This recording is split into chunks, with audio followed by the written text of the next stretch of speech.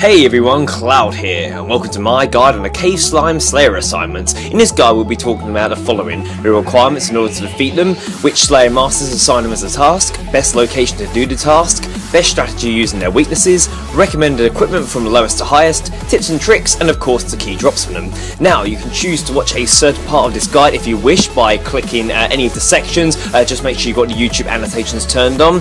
If not, click the play all option. So, first off, we'll be talking about the requirements in order to defeat these effectively.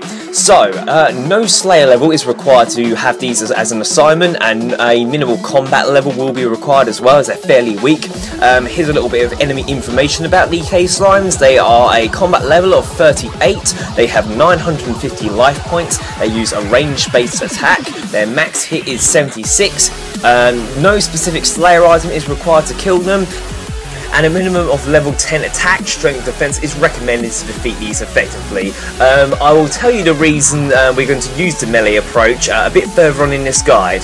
But anyways, that's it for the requirements. Now on to who assigns them as a task. So, the lowest Slayer Master, or Slayer Masters, I should say, to assign them as a task is Churel or Spira. Spira replaces Churel after a certain quest while Catholic sleeps. There are no requirements in order to use them as a Slayer Master. I recommend having at least 20 combat before asking them for tasks, just to speed up your Slayer task and get the levels up a lot quicker. And both of them can assign anywhere between 15 to 50 cave slimes per task. The only other Slayer Master to assign him as a task is Maskner, however you want to bloody pronounce it. He can be found in Canifis, literally just near the Lodestone, which is quite handy. The requirements to use him are you must have completed a Priest in Peril quest. I also recommend having at least 40 combat before asking him for frequent tasks, just to increase the speed of them, and he assigns anywhere between 40 to 85 cave slimes per task. But that's it for the Slayer Masters. Next is best location to do the task. So, there's only one primary location to find the cave slimes, which is in the Lumbridge Swamp Caves, which can be found underneath Lumbridge. Now, there's two actual sort of entrances to the caves, however, most of you will be using the one that I'm going to show you now, as the other requires a quest in order to access it. But the main entrance to the Lumbridge Swamp Caves is southwest of Lumbridge Lodestone. I'd recommend going from there, and it's also south of the crater where Samarak and Saradomin battled for a short period. Once you get near to the location, you'll find there's like a tree with a tree trunk got a hole in the bottom of it, which you'll be able to climb down. Now once you're in there, you'll be in the Lumbridge Swamp Caves area. Now to go in here you need a rope for the entrance. You may need to bring that with you if it's your first time going in here. And also you will need a light source of some form. Now I don't recommend taking a candle, because in these Lumbridge Swamp Caves there's several areas which are gas in them and will cause the candle to ignite, and you'll start getting attacked by these little insects. So the Swamp Caves can be quite dangerous if you're not prepared. So I've got a lantern because it covers up the flame, so you'll be safe with that. Also you will need a spined helmet. Well, you don't actually have to have one, but it will stop you getting hurt. As you're travelling around the swamp caves, and you'll notice on my screen, there will be these wall monsters. I can't remember what you call them now, but they will try and grab you. Now if you have a helmet on, the spine helmet, it will stop them from hurting you and will leave you alone, and you'll be able to travel through the caves quite quickly. Now the cave slimes, you can notice them throughout the cave. However, there's one area in particular that I recommend using, and that's right sort of to the eastern side of the swamp caves, and it's an area where there's about 4 of them in total, and they respawn quite quickly, and also there's a quite quick routine to go around killing each 4, which I'll show you in the tips and tricks section a bit later on. But yeah, that is the only location to fight the cave slime, so obviously it's the best one. This particular section of the Lumbridge Swamp Caves is definitely where I recommend, but just remember, you might need a rope to get in here. You will need a light source, preferably not a candle, and also bring a spined or spiked helmet with you to stop the cave wall monsters attacking. Now, I did mention another entrance to this area, and that is a quest required place, and that's if you've completed the Lost Tribe quest. Basically, there's a hole in the Lumbridge cellar below the Lumbridge castle, and if you've mined your way through both parts of the wall, you can actually get to this section in particular very, very quickly, and it avoids you going all that long-winded way. Plus, it's a lot quicker to the bank as well, but a lot of you probably won't have done that the first time around getting into the task, so don't worry too much, it's just a bonus. But anyways, that's it for the location. Now on to using their weaknesses. So, as I was mentioning earlier, these cave slimes are particularly weak to melee, and the actual attack style is slash type weapons. Now, cave slimes can be killed with any combat style. They're quite easy to defeat either or. However, they will be very weak to slash attacks, making melee the best method to slay them. Now, slash attack weapons are a whole variety. Specifically, two-handed weapon or dual wielding will be the best approach to killing these effectively, as you'll be either going for speed with your dual wielding, and they'll be quite sort of accurate hits of like sort of lower damage, or if you use two-handed, you'll be doing heavy amounts of damage on them. However, they will be less accurate than dual wielding, so it's completely up to you. It all depends on your stats and your preference to fighting. And again, like I mentioned earlier, level 10 attack strength defense is recommended to be able to kill these quite quickly. Any lower than that, it's going to take a bit longer than normal and it won't be really worthwhile. But that's it for strategy using their weaknesses. Now on to recommended equipment from lowest to highest. So for once, this section of the guide is going to be quite easy, because obviously as you're using melee, there's all different melee armor sets. Now obviously most of you will be using either sort of the first or second examples of armor that I'll be telling you about. The sort of other three examples are really sort of high leveled armors, and you're only going to be doing that if you've got a really high combat level and have never bothered training Slayer up till now, in which case sort of the first couple I'm going to talk about will be most suitable for you. So the first sort of armor sets will be bronze, iron, steel, black or white armor.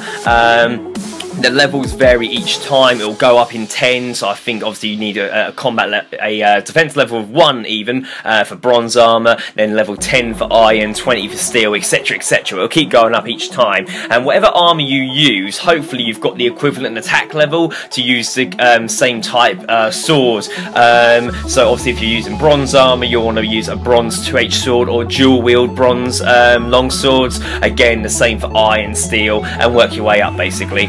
As for the other sort of accessories and that you want, for cape, I recommend having obsidian cape because it's quite cheap to purchase from the Grand Exchange, and also will improve your critical hit rate for all combat styles. The same for an amulet of glory. I definitely recommend having that, or at least an amulet of strength, just to increase your damage output that bit more.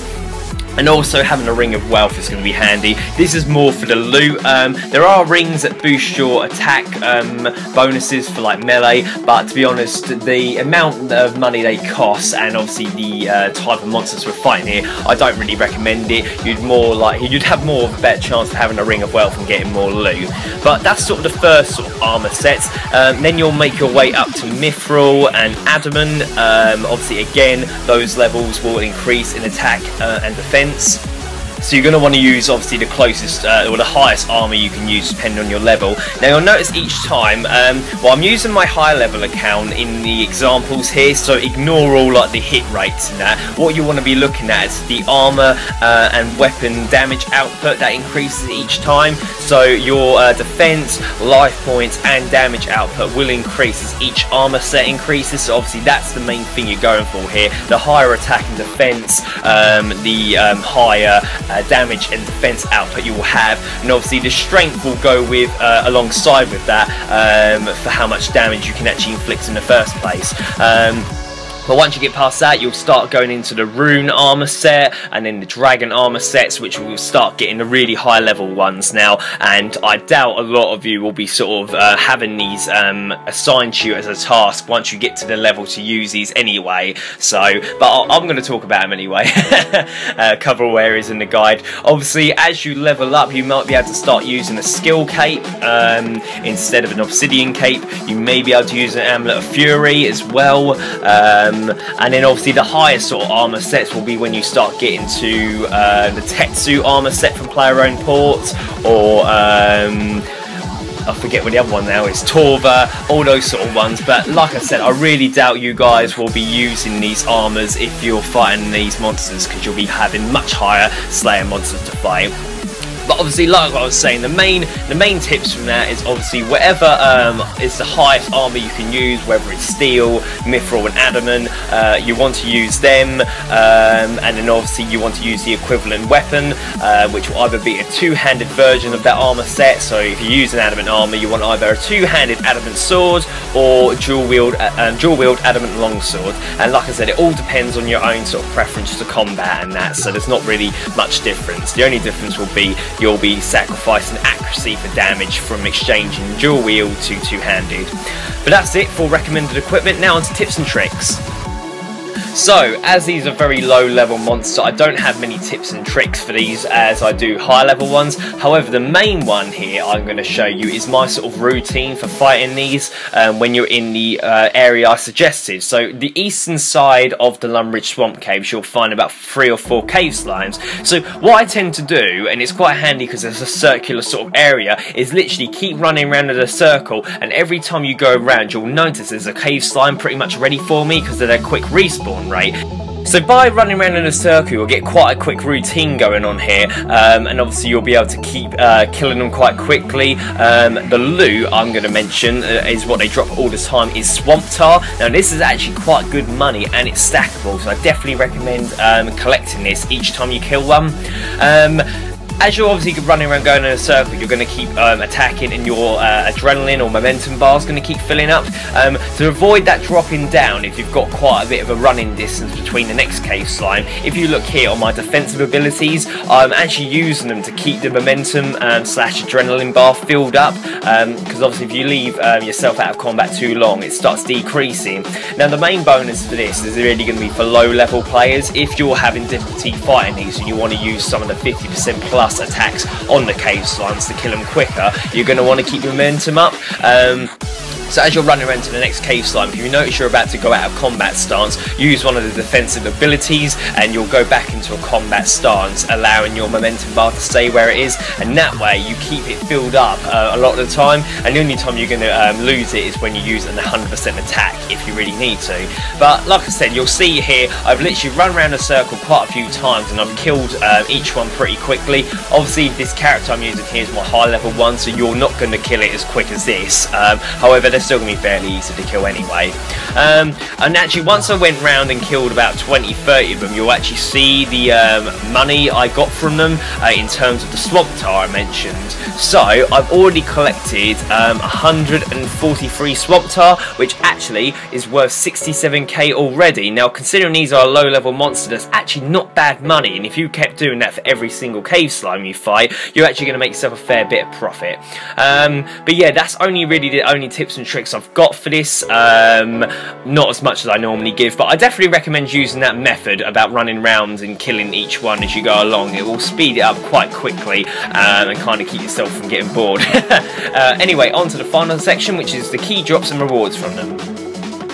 So, you will earn 11.4 Slayer experience per cave slime. It's not an awful lot, but obviously they're fairly easy monsters to kill anyway.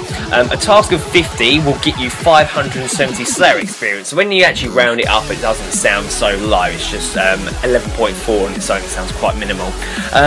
For the drops to collect, obviously there's barely any good drops from them, apart from the Swamp Tar, which I'll mention again in a sec. But for weapons and armour, if they drop any iron boots, it's worth collecting because you can sell them on the grand exchange for a fairly good price, or high out for them.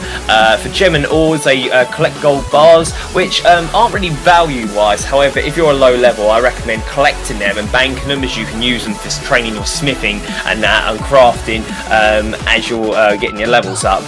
For other, obviously Swamp Tar, definitely collect that. That is going to be your main money method here. Any runes that they drop, collect, because they're stackable, and also they drop easy clue scrolls. Now clue scrolls can actually be worthwhile completing sometimes. You'll get a fairly decent reward, even being the easy ones aren't as good rewards as the medium and high level clue scrolls. You'll still get something fairly decent, and they don't actually take too long to complete either. And the only other thing, these monsters do have access to the rare drop table. Now, most of the rare drop table is worth good money, and with a Ring of Wealth, the chance of getting it is increased, and the highest reward is roughly about 25 mil. So you can get that just by having a Ring of Wealth in your inventory will increase the chance of that. Now, during the clip in the tips and tricks, you'll notice I got a loop half of a key, which is actually one of the items from the rare drop table. So as you can see, you can randomly just get something there, and the loop half of the key was worth 20k on its own. So you can see there, bringing a Ring of Wealth is much better than bringing a sort of combat boosting ring. But like I said, I'll reiterate, this Swamp Tart is stackable, and that will make you good money, so definitely keep collecting that each time. I think it's worth a lot because you can use it in cooking, crafting, and I believe summoning. That's why the value of it is quite good. But definitely collect that. That is going to be your main source of profit from this task. So, that's it for my guide. Obviously this one hasn't got so much information as other guides, and obviously as my new character levels up, I will start fighting higher level Slayer monsters, and obviously the guides then will be a lot more beneficial. However, I do give quite a few good tips and tricks in this, such as the routine that I told you about going around in a circle killing the cave slimes, also what sort of approach to go for. Either or, this guide is going to help you. So I have worked hard on it. Please don't forget to like, comment, favourite and subscribe and share with your friends, just to share it around, make it worthwhile making. I wish you all good luck in your task. Thank you very much for watching, and happy slaying.